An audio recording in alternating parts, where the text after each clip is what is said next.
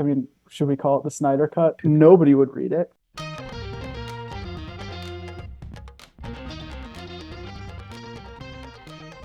Welcome to the first official off-season episode of the D3 Datacast. We're excited to kick off the off-season, joined by Ben Kaplan, author of the new book, Pipeline to the Pros, How D3 Small College Nobodies Rose to Rule the NBA. Ben, your bio in the book jacket calls you a proud former D3 bench warmer. Feel free to defend yourself on that or lean into it if you prefer. But I wanted to start off with just by way of introduction. I think you're well positioned to write a book like this, and I'd love to start by hearing from you about your D3 story. This story, this book is not about you, but I think it's important for people to understand that you have your own D3 story, and you come at this from a pretty important place. You went to Amherst, so just maybe some of your D3 story, how you got to Amherst, your experience there, and maybe how it fed into this book coming to be. Sure. Yeah. Thanks for having me, guys. Excited to talk about the book. Um, my so to answer your first question about that proud D3 bench warmer, bench warmer is an indisputable fact. Uh, proud. I was proud about parts of it. I wouldn't say I was proud to be a bench warmer, but I was proud to be a part of the team and proud of what we accomplished. My D3 story is how did I get to Amherst? When I started looking at colleges, I think the exact words that came out of my mouth to my parents were, I don't want to end up at one of those small East Coast liberal arts schools like Amherst. And that's, of course, exactly where I ended up. I was thinking bigger school, college football games, and I was really focused on the academic side.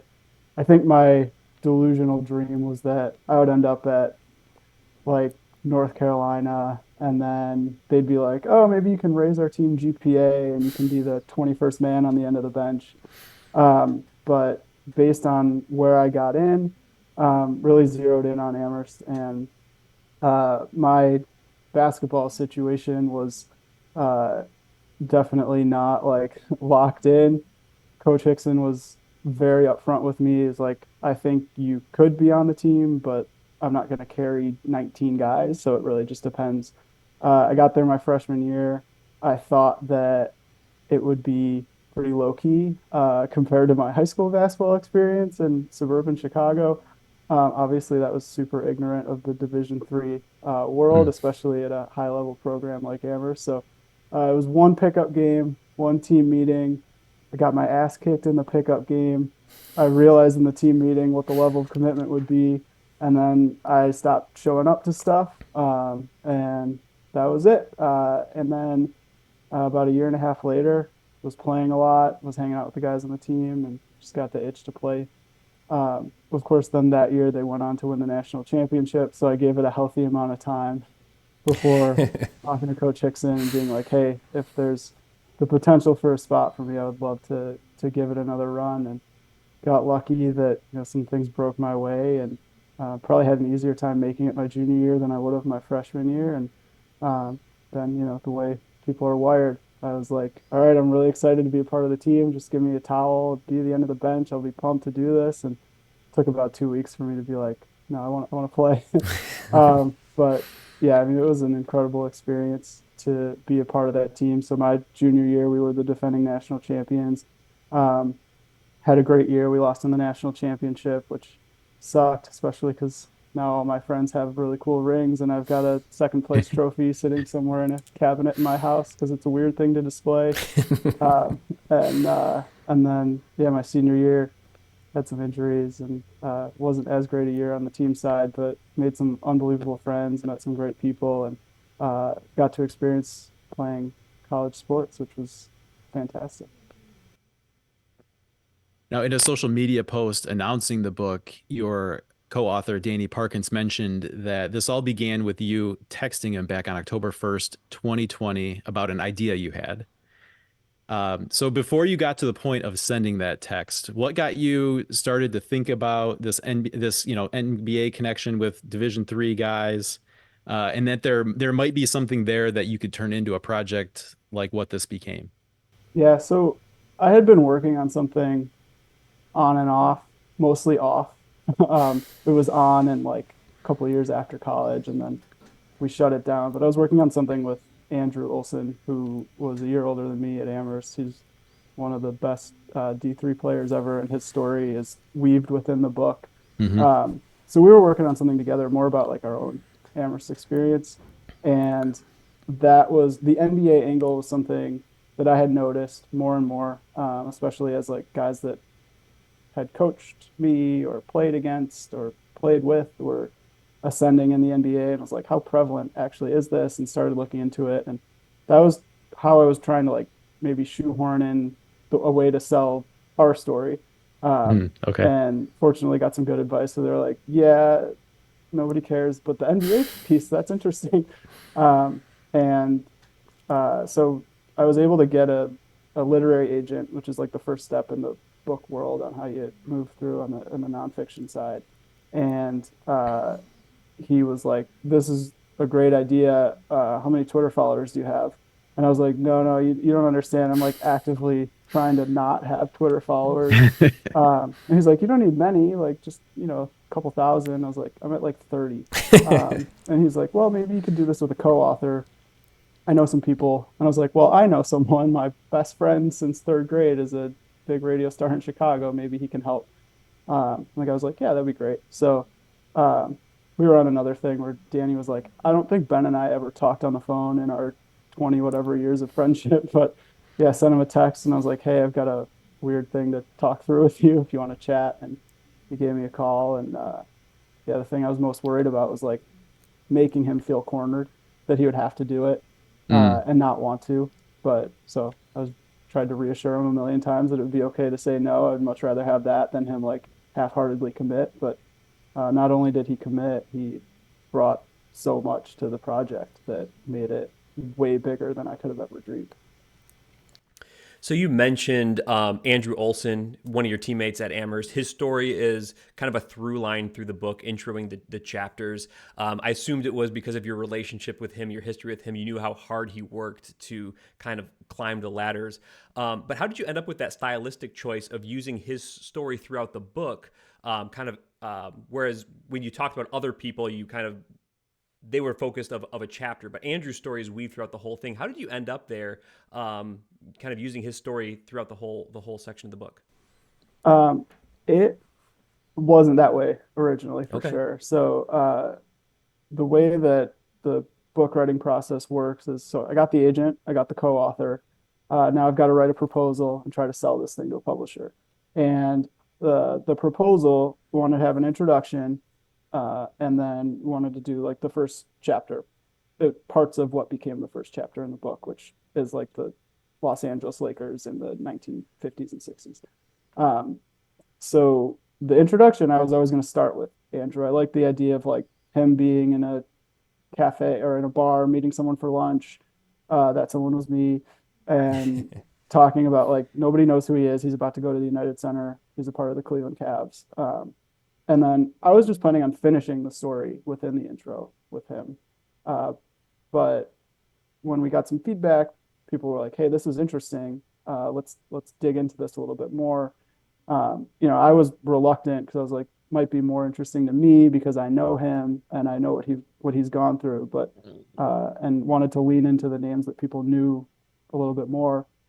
But people who read it early on were like, "No, I want to know more about this guy." And so that we blew it out a little bit more, and then we got some more advice. I mean, throughout this project, was really fortunate to talk to people who have written books. That it was just like really cool to talk to them or have Danny talk to them because he's got a lot of great connections. And so Danny talked to one fantastic writer who gave some advice that was like, he's like, "Who's your main character?" And we're like, we don't have one." He's like, "Oh, are you writing a list or are you writing a book?" He said, Mm. "We're writing a book," trying to. And then that idea was like, "Oh, maybe we can split up Andrew's story and put pieces of it and try to figure out the connections." And um, the best part for us in the book writing process was like fitting all the puzzle pieces together. So that just became another puzzle, which was fun. So I've seen it said that you guys had over 100 interviews that you conducted as part of putting this book together. Like, what else went into gathering all the information for this book, and and being, you talked about it, kind of putting the puzzle pieces together. You know, yeah, obviously there's a lot of research that goes into it, a lot of interviews. Just talk about the whole process of gathering all everything before even trying to put it into like book form.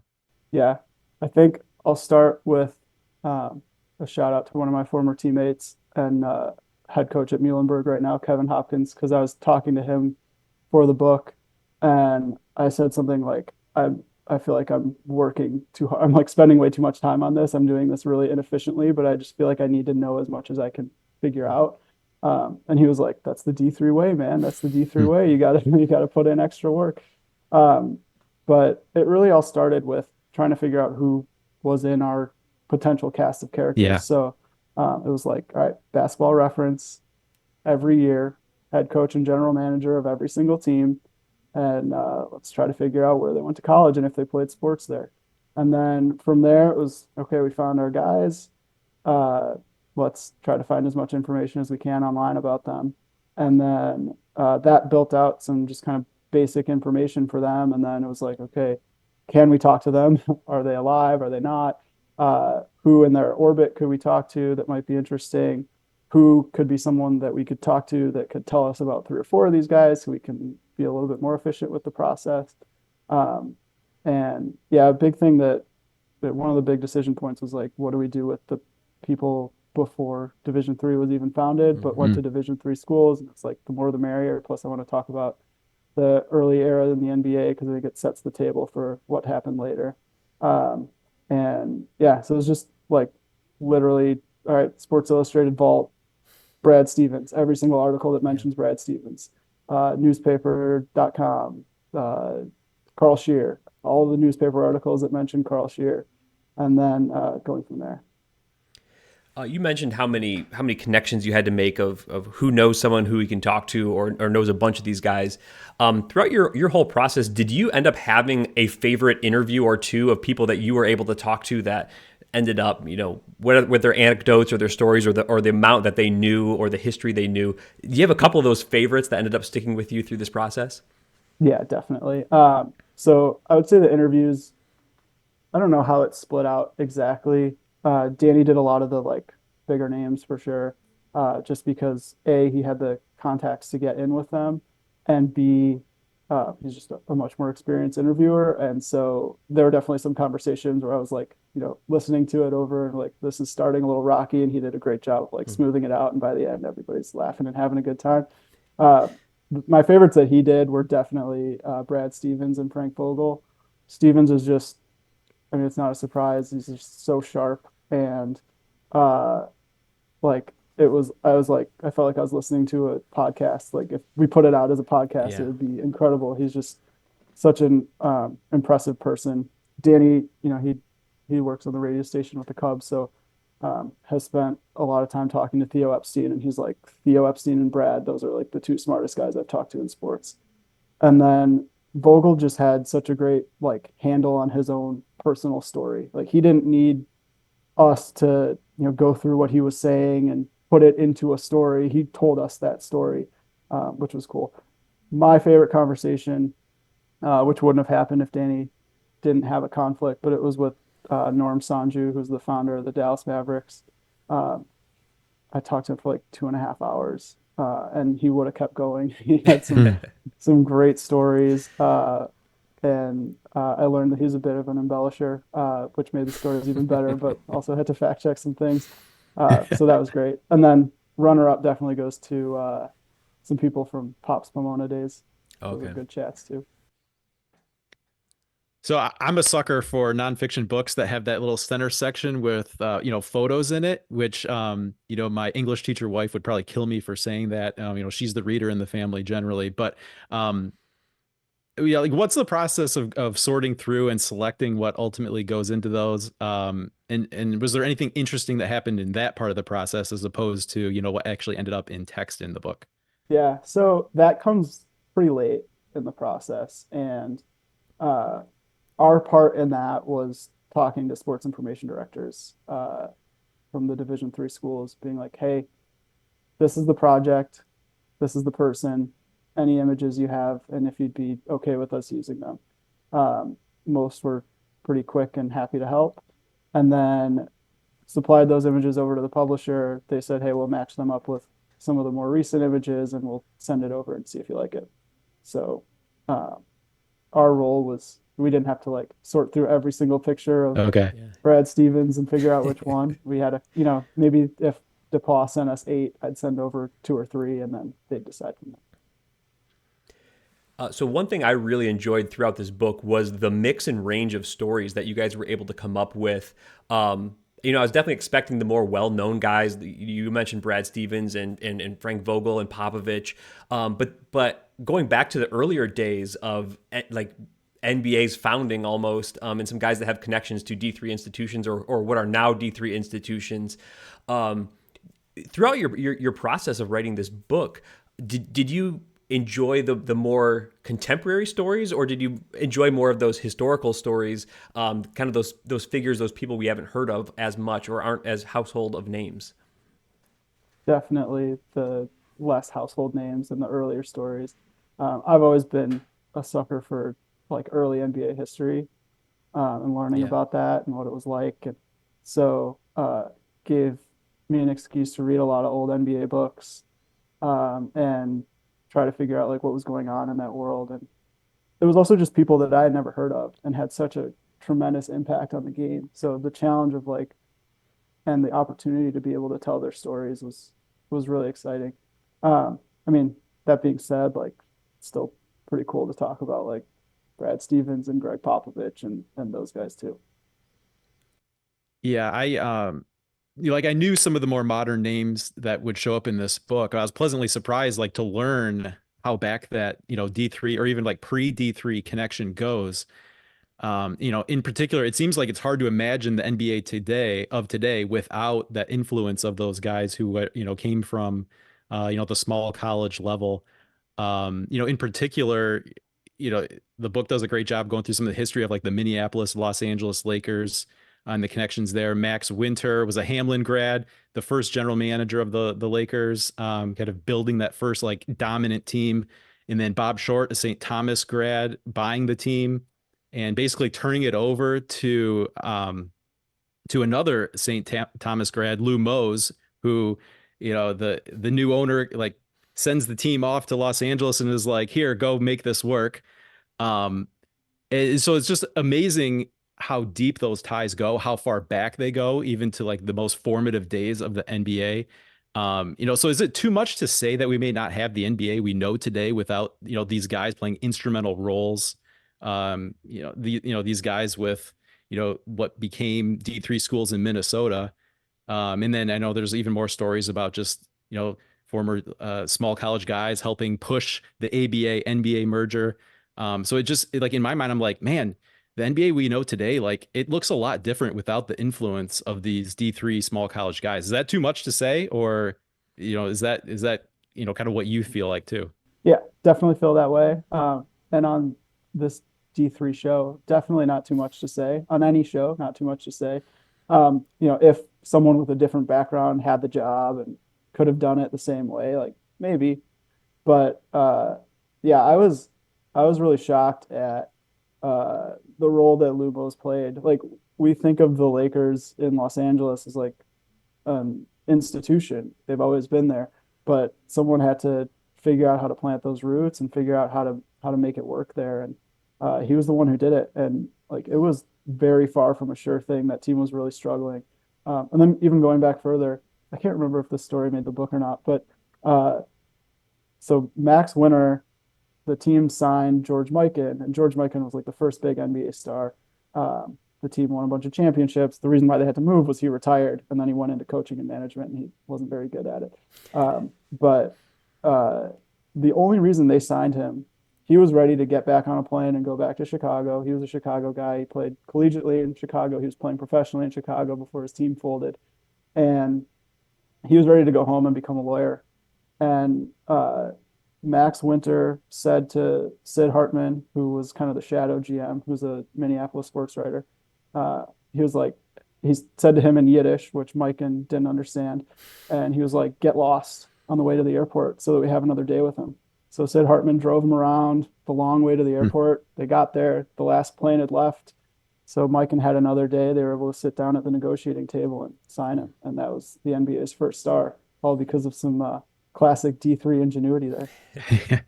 So as you're researching, were you even amazed at like how far back this goes, how how deep the roots are? Because like obviously you had enough of an idea to start this project, but as I'm reading the book, I'm like, there's no way he knew probably even I don't know half this stuff up front, and it's just like all these formative impactful moments in NBA history, and like there's a D3 small college guy. Like how much did you even were like, whoa, I had no idea even there was this much there.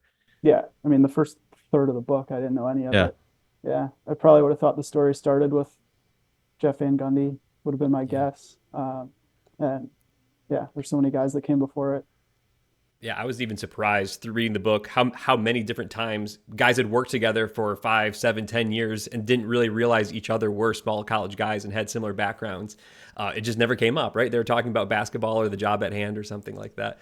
So that was interesting. But I think this is a terrific Division III book. It's a terrific NBA book, but just we focus on the D3 here, obviously. But I just made a quick list today of some of the D3 schools that are named in this book. I think I missed a bunch, but like Montclair State, Juniata, Keystone, Wheaton, Illinois, Amherst, of course, Williams, Middlebury, DePauw, Johns Hopkins, Coe, Grinnell, Greenville, Hamlin, Brockport, Nazareth, St. Thomas, Minnesota, who used to be D3, Pomona, Pitzer, Franklin and Marshall, UW Stevens Point, like every corner of the Division III world, it seems like has impacted the NBA at some level. It wasn't just one or two big guys. It wasn't just Brad Stevens. It seems like, it's state schools, it's private schools, it's academic elite schools, it's a more accessible education focused schools or whatever. I was just amazed. I had no idea as a D3 junkie myself how many kind of small college guys, D3 guys, institutions that are now Division III had impacted the NBA. And I think this book is great with all those stories, and I was amazed. It was great. It was great history, great learning, and interesting stories along the way too. Thanks. Yeah, I'm glad you said that because I was always like paranoid and a little bit nervous that as I was writing this, someone would be like, this is way too focused on like the East Coast Oh, liberal arts schools or the NESCAC schools. And, you know, I would have loved to focus a little bit more on some of the other areas, but yeah, tried to spread it around. But yeah, it would have been a 12,000 page book if we really went into as much detail as I would have liked to in each step of the way. So it was clear to me how many tangible ways the people chronicled in the book here were impacted or influenced by their Division III experience. But one that really stood out to me is an observation made in the book about the similarities that the experience that the Spurs put their young staffers through, and how similar that is to just a liberal arts education, which of course is a hallmark of many of the Division III institutions. In just prioritizing like a breadth of exposure, a breadth of education as opposed to just like diving in deep on like one particular thing. Like, do you think um, that is like part of like the real secret sauce to the Spurs' success, and maybe even kind of the something that ties together so many of these stories? Yeah, I think if you were to look at the Spurs' success, if you asked anybody involved with the Spurs, the first thing they would say is their success is because of Tim, Tony, and Manu and David Robinson, Hmm. and like having such great superstars that were able to be coached and were humble and were good teammates. But yeah, I definitely think that like Popovich's ability to delegate and coax out information and valuing like diverse skill sets and diverse people to bring together to get to the right answer, having the humility to seek out those answers. Like I think that's a huge part of why they were able to take that fantastic foundation of talent and actually win with it.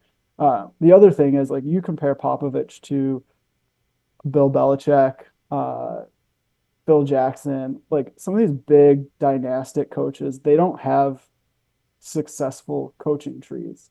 And Popovich's tree is like incredible. I mean, even just looking at the D3 part, and you've got, I mean, Will Hardy seems like he's well on his way to be a very good NBA coach. He's already done awesome things in Utah. Um, Presti might be the best NBA executive in the last 20 years. Um, and that's just limiting it to those guys. And then there's like, Sean Marks runs the Nets, and they've had coaches all over the league. Like it's a really impressive legacy that I think speaks to how much he values his role as not just a coach and an X's and O guy, but as like a teacher and a person that nurtures others that are around him. It's funny you mentioned Belichick because I had that exact thought reading the book, and just because it's well known how little success, people who come out from the Belichick tree have had, whether it is, whether it's executives or head coaches. We've certainly seen that here in the Detroit area, unfortunately. But you look at what, he's this domineering figure over the whole Patriot way, right? And then you're reading about Popovich, and he's this huge name, but it's clear from the book he operates very differently. Not that he's not demanding, but it's very collaborative. It's a real like iron sharpens iron approach, not shying away from arguments or conflict, but using it to strengthen and bring people together rather than dividing. Is very, very interesting. And it's funny to hear you mention that because I literally had that same thought, reading that section about Popovich. Yeah, it's one of those like, okay, who's studied like coaching trees and which ones are successful and which one aren't. I mean, even with someone like Jeff Van Gundy, like he's had these assistants that have been around him that have ended up having success on their own. And like, what is it about these guys that they're able to, is it either because of the assistants that they're hiring, the way that they're teaching them, their approach with them? Yeah, good idea for someone else to write a book about. Yeah. Yeah. When I was reading the book, I kept on trying to, think like, what's the one thing that makes all these Division III people so successful? And I think maybe the answer is there's not one thing, because there's different types of people, right? There's coaches, there's like more academic, analytically minded GMs. But I was just kind of like thinking of what maybe was a common theme. And I want to get your take on this. This is something you've mentioned in the book is, when you play or you coach in Division III, you have to really love the game, because you're not making a ton of money and you weren't heavily recruited necessarily. Like there is recruiting in Division III, but it's not scholarship offers and there's other things. But if you're a player in Division III, you've got to balance a bunch of stuff. You've got the academic course load, like you guys mentioned in the book. There's internships. There's maybe study abroad programs. Maybe some of these guys even went out and got jobs before entering the NBA front office. Do you think like something like that is sort of like the secret D3? What makes these guys so successful is that they have to juggle all these things in college or through their Division III experience before they get into a front office. It's not like they're just basketball specialists. So when they get in and they have to do grunt work or something new, they can dive in and learn the video editing or the cap management or anything. Like, do you think that's it? Do you think that's what makes Division III people so successful in the NBA? Yeah, I think there's a few things, and it's hard to like have one sentence like Yeah. this is what it is. That's definitely one of the things. Got a And like, whole book about it, yeah,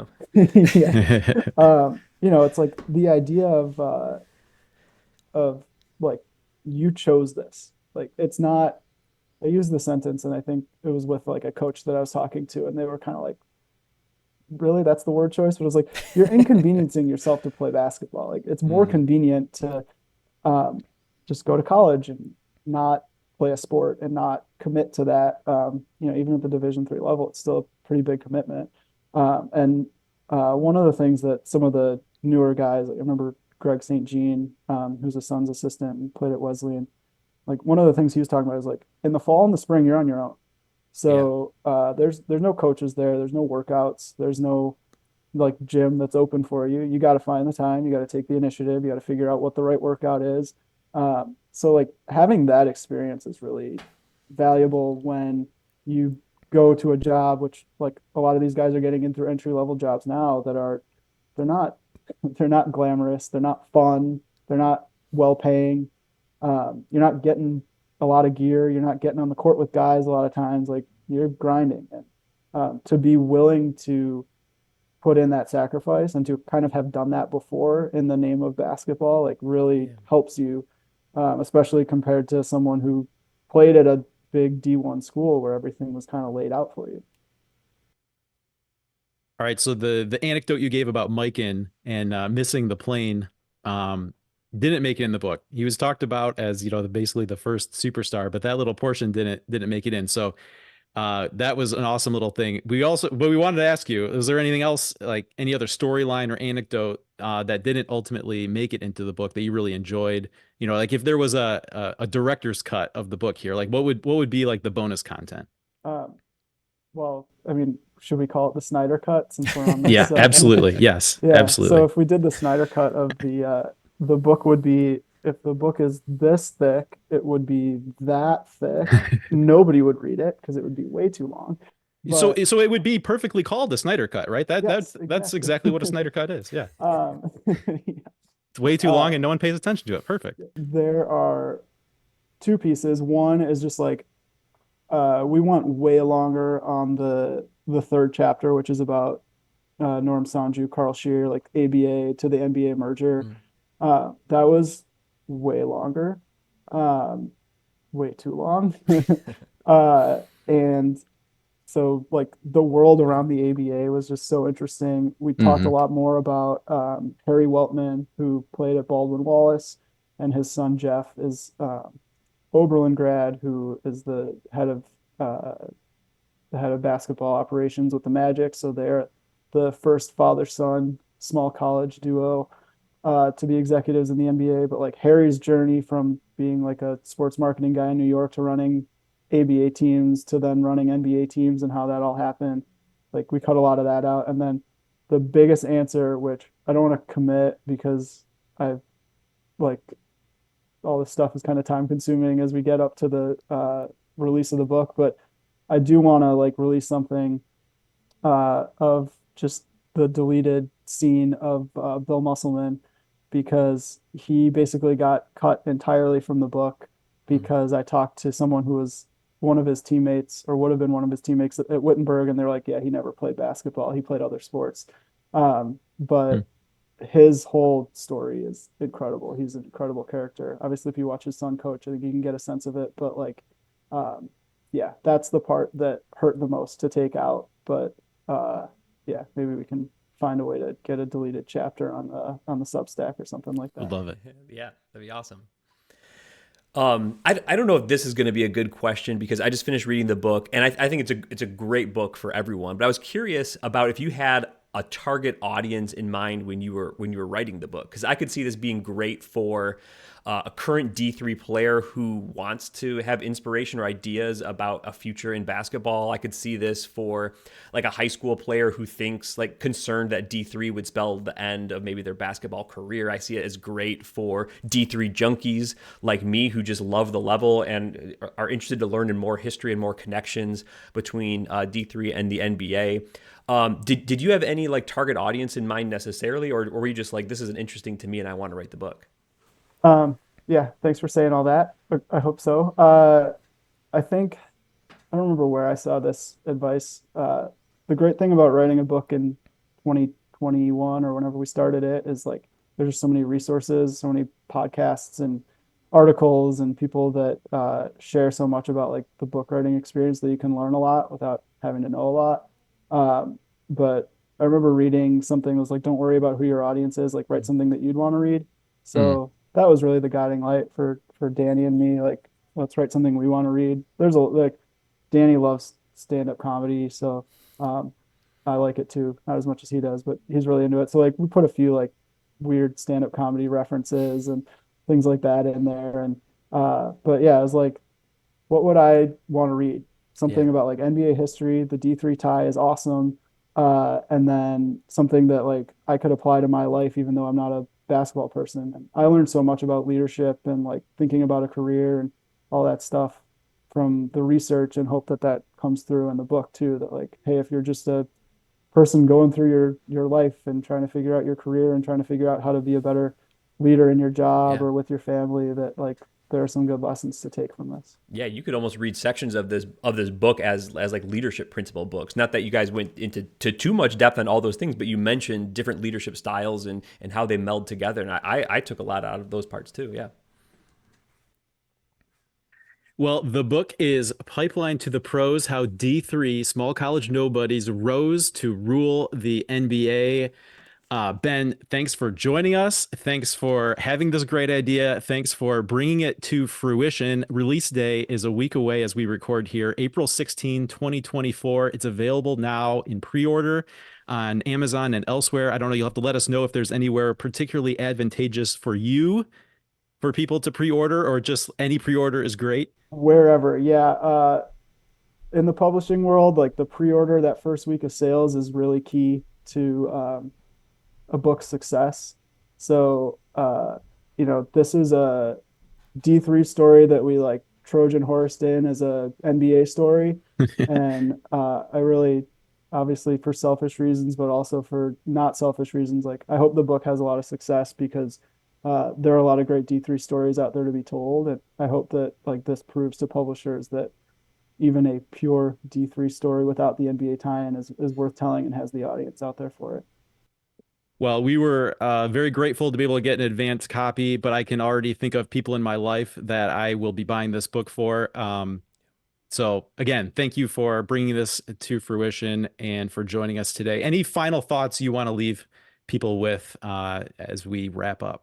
No, I just wanted to thank you guys for having me on, and also like as someone who was like researching Pool C and what that meant, and was like the guy on the team that would run up to the one computer in the athletic office to check the scores of the conference tournament. Like, I think it's really cool what you're all doing, and I would have loved it when I was a player. So it's great that you and others are really like sacrificing your time to get the D3 word out there and promote the game. So thank you guys for having me on and for all the work that you've done over the years. Well, we do this because we really love the D3 level. And that's why I enjoyed this book so much. Like you said, it's a D3 story, Trojan horse into an NBA story. If you like any of those things, like small college basketball or the NBA or both, you will love this book. So definitely, if you're watching this, we'll probably have a link below to the pre-order. Don't wait till later. Just click the link on the pre-order and get it taken care of, and that way it gets shipped right to you or whatever. But super glad to have you on. Loved the book. I hope it has great success. I'm sure it will. It was great. I think you're going to get a lot of good traction out of this. So enjoyed it a lot. Yep, I'm already in with my 5-star review on Goodreads, and could not recommend this enough to anyone who loves basketball. Yeah. Thanks. Yeah, more Goodreads reviews. Let's get them going. Let's go. All right, thanks, Ben. Thanks. Thanks. Well, Matt, it is sad to see the basketball season end, but there is a certain excitement heading into the off season. We'll keep the off season content going. We had a little fun last year. We plan on having some fun with the off season content again this season, and we're thankful to have a great group of supporters who appear like they're gonna keep supporting us through the off season. So that's awesome. Thanks to everyone who's showing up on the screen here. They have decided to support us through Patreon. You can head to patreon.com/D3Datacast for more information, find out what that's all about, and ways that you can support us even further beyond just being a great listener and viewer. Yeah, we appreciate the support all season long. We're looking forward to another great year next year. Don't want to wish away the off season or anything. Heavens knows I've needed a little bit of a break here, but it's been fun getting rolling again on the content. Zach will have more off season content later. Thanks to all the people on the screen, Zach. Thank you for recording this episode. I recommend everyone pre-order the book, buy the book. It's good. I really enjoyed it. But thanks to everyone. For now, though, we're going to sign off and say, good job, team.